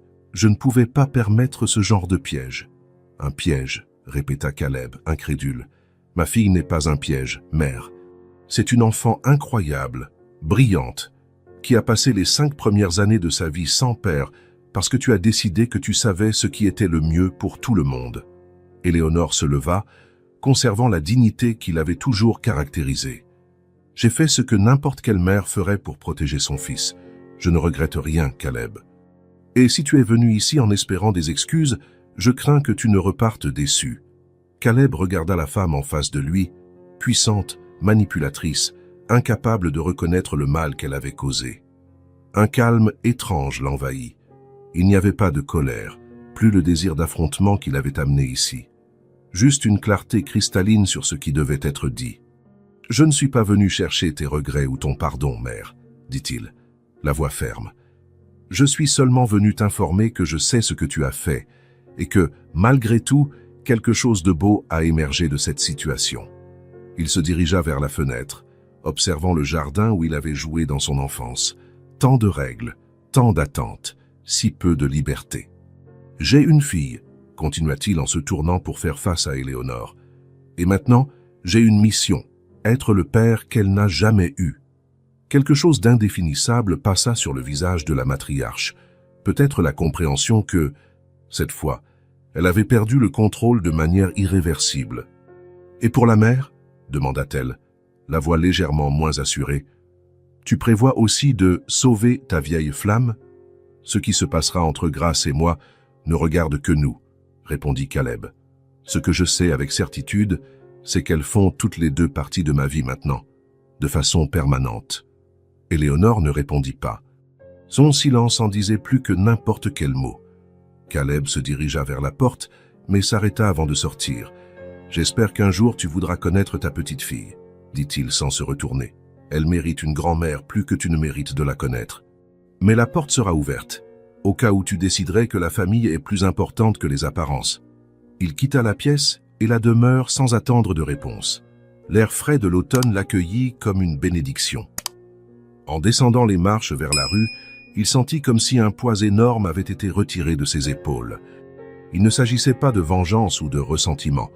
Il s'agissait de clore un chapitre, de fermer une porte sur le passé, sur les manipulations, sur les attentes étouffantes, pour en ouvrir une nouvelle sur le présent. Un présent où Ellie souriait en le voyant, où Grace recommençait lentement à faire confiance, où la possibilité d'une vraie famille, basée sur l'amour et le respect, semblait enfin à portée de main. Il monta dans sa voiture et se dirigea vers l'hôpital. Était le jour de la sortie de Grace. Un nouveau départ pour eux tous. L'appartement de Caleb S. était transformé au cours des dernières semaines. Des dessins colorés décorèrent le réfrigérateur, des livres pour enfants occupèrent les étagères du salon, et l'un des murs affichait un pêle-mêle de photos récentes. Ellie au parc, Grace souriant lors d'un pique-nique, les 3 ensemble sur un manège. Après sa sortie de l'hôpital, Grace avait accepté la proposition de Caleb qu'elle et Ellie restent dans la chambre d'amis jusqu'à sa guérison complète. L'arrangement temporaire durait depuis 3 semaines et personne ne semblait pressé de le changer. La convalescence de Grace progressait régulièrement, mais lentement. La couleur revenait sur ses joues et les médecins se montraient satisfaits de l'évolution de ses examens. Néanmoins, la fatigue persistait, résultat d'années de négligence de sa propre santé. Cet après-midi de dimanche, ils avaient déjeuné tous les 3 ensemble. Le repas était déroulé dans une atmosphère légère, Ellie dominant la conversation, parlant des planètes qu'elle avait apprises dans l'un de ses nouveaux livres. Maintenant, la fillette dessinait sur la table basse, tandis que Grace et Caleb échangèrent des regards significatifs. Ils avaient discuté la veille au soir, après qu'Ellie se soit endormie. Il était temps de lui dire la vérité. « Ellie » appela doucement Grace. « On peut te parler un petit moment ?» La fillette leva les yeux de son dessin, une représentation colorée du système solaire. « J'ai fini Jupiter, regarde toutes les tâches qu'elle a. »« C'est magnifique » la complimenta Caleb. « s'asseyant sur le canapé à côté de Grace. « Sarah, mais ta mère veut te dire quelque chose d'important. » Ellie laissa ses crayons de couleur et s'approcha, grimpant sur le canapé entre les deux adultes. Elle regarda de l'un à l'autre de ses grands yeux verts, attentifs et intelligents. « C'est quelque chose de sérieux ?» demanda-t-elle, percevant l'atmosphère différente. Grace prit une profonde inspiration et prit la main de sa fille entre les siennes. « Tu te souviens quand tu me posais des questions sur ton papa et que je te disais qu'un jour tu le rencontrerais ?» Ellie hocha la tête, soudainement sérieuse. « Et tu te souviens que je te racontais que ton papa était quelqu'un de spécial, mais qu'il ne pouvait pas être avec nous ?» De nouveau, la fillette acquiesça. Ses yeux se déplacèrent brièvement vers Caleb, puis, de nouveau, vers sa mère, Ellie. Grace fit une pause, cherchant les mots justes. « Caleb est ton papa. » Pendant un instant, il n'y eut que le silence. Ellie regarda Grace, puis Caleb, ses yeux écarquillés traitant l'information. Puis, un large sourire illumina son visage. « Heureusement que je suis allé à cet entretien, sinon je ne t'aurais jamais trouvé. » La simplicité de la réponse, l'acceptation pure et sans réserve, frappa Caleb comme une vague de émotion. Il sentit ses yeux s'embuer, et quand il regarda Grace, il vit qu'elle aussi luttait contre les larmes. « Tu n'es pas surprise ?» demanda Grace en caressant les cheveux de sa fille. Ellie haussa les épaules, avec cette sagesse déconcertante qui émergeait parfois, un petit peu, mais je pensais déjà que ça pouvait être ça. « On a le même sourire. » Caleb rit doucement, émerveillé par la perception de la fillette. « Et tu es contente de ça ?» demanda-t-il avec hésitation.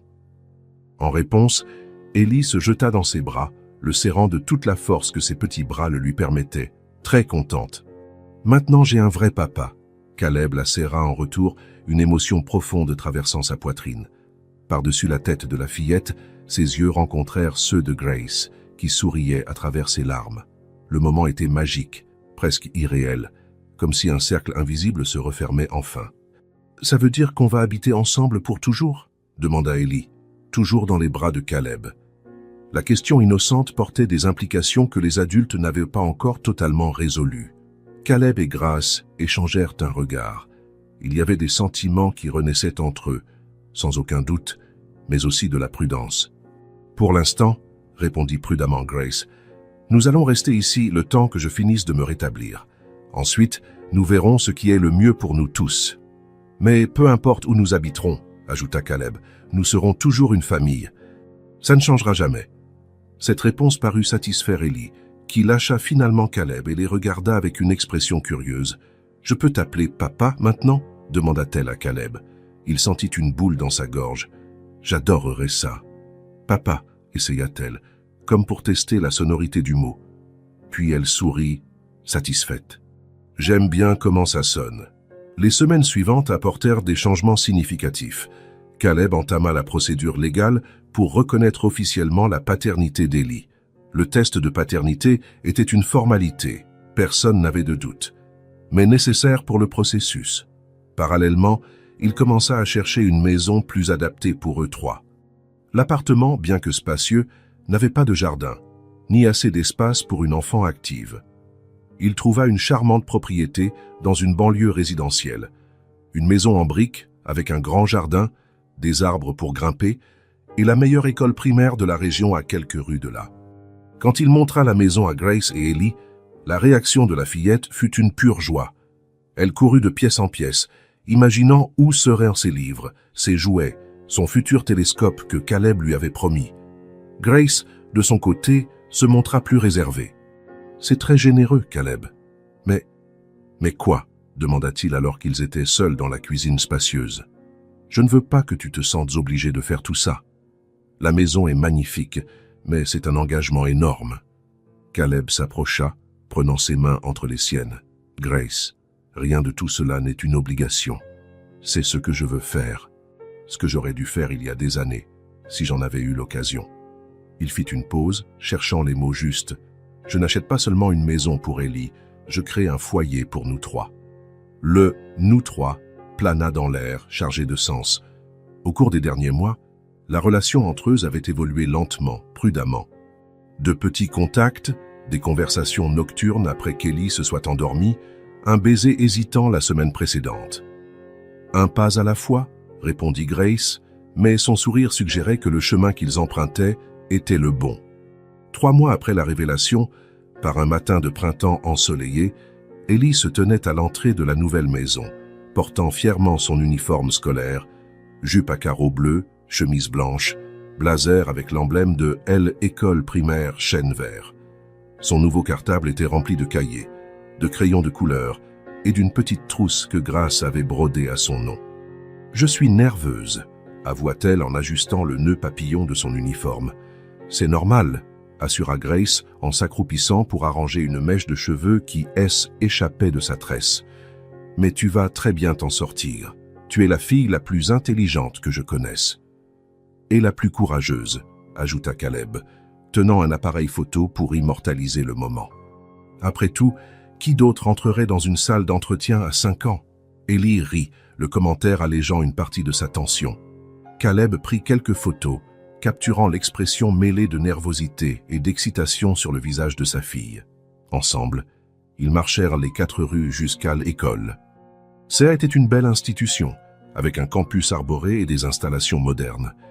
Caleb était assuré qu'elle offrait tout ce dont Ellie pourrait avoir besoin, de petites classes, des programmes de musique, de sciences, d'art et un soutien individualisé pour l'aider à s'adapter.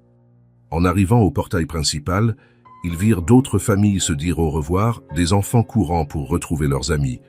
Une jeune professeure souriante s'approcha. « Tu dois être Ellie Fournier-Moreau, » dit-elle chaleureusement. « Je suis Mademoiselle Benoît, ta maîtresse. » Ellie serra la main de la professeure avec une formalité surprenante. « Ah, très heureuse de vous rencontrer. Je suis impatiente d'apprendre des choses sur les volcans. J'ai lu que vous aviez un club de sciences. » Mademoiselle Benoît parut impressionnée. « Oui, nous en avons un, et nous serions ravis de t'avoir au club. Mais d'abord, que dirais-tu de découvrir ta classe et tes nouveaux camarades ?» Ellie hocha la tête, puis se tourna vers ses parents. Elle serra d'abord Grace dans ses bras, puis Caleb, s'accrochant un peu plus longtemps à lui. « Vous allez me manquer, » murmura-t-elle. « Nous serons là à la sortie, » promit-il. « Et tu auras tellement de choses à nous raconter. » Ellie sourit, ajusta son cartable sur ses épaules et s'éloigna de quelques pas. Puis, elle se retourna une dernière fois et leur fit un signe de la main.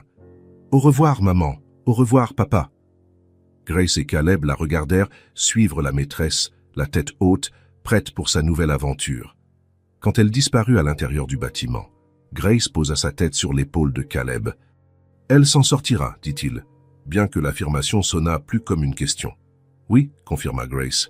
Elle a toujours été forte. » Ils rentrèrent à la maison main dans la main, dans un silence confortable. Grace était maintenant presque complètement rétablie. La pneumonie avait été traitée, l'anémie contrôlée. Elle suivait rigoureusement le régime prescrit par les médecins, faisait de légères promenades tous les matins et avait récemment commencé à travailler à mi-temps pour coordonner un projet social dans la fondation liée à l'entreprise de Caleb, un programme offrant des bourses d'études à des jeunes de milieux défavorisés. Pour la première fois depuis de nombreuses années, Grace vivait et ne se contentait pas de survivre. Et le changement était visible dans ses yeux plus brillants, son sourire plus facile, sa confiance renouvelée. En arrivant à la maison, Caleb la prit doucement dans ses bras. « À quoi penses-tu » demanda-t-il, remarquant son regard lointain. « À la façon dont la vie prend des tournants » répondit-elle. « Il y a 6 ans, quand j'ai découvert que J était enceinte et seule, je n'aurais jamais imaginé qu'un jour nous serions ici. » Caleb hocha la tête, comprenant parfaitement le sentiment. « Le passé nous a séparés, » dit-il doucement. « Mais une petite fille de 5 ans, avec un CV à la main, nous a réunis. » Grace sourit, se haussant pour l'embrasser tendrement. « Et maintenant, nous sommes une famille, pas parfaite, pas conventionnelle, construite à travers la douleur et la perte, mais aussi le courage, le pardon et l'amour. Une famille qui avait retrouvé son chemin, l'un vers l'autre, grâce à la détermination d'une petite fille qui avait refusé d'abandonner le rêve d'un avenir meilleur.